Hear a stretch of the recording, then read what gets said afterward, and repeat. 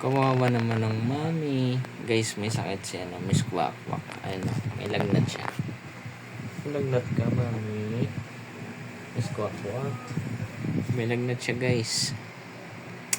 Kanina pa ganyan yan. Masamang pakiramdam niya. Ayun, nakita niyo.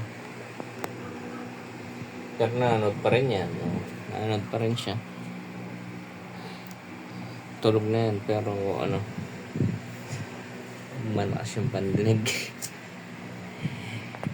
Shoutout pala sa inyo, guys, yung mga nanonood ng mga videos natin. Shoutout sa inyo. Sa mga bago pa lang sa channel ko, hindi na makalimutang i-subscribe, guys. Isang tulong lang para mag-grow tayo, guys. And simplihan lang natin ngayon. Hindi tayo masyado nakapag-upload. Medyo busy. And guys, si Miss Kwako.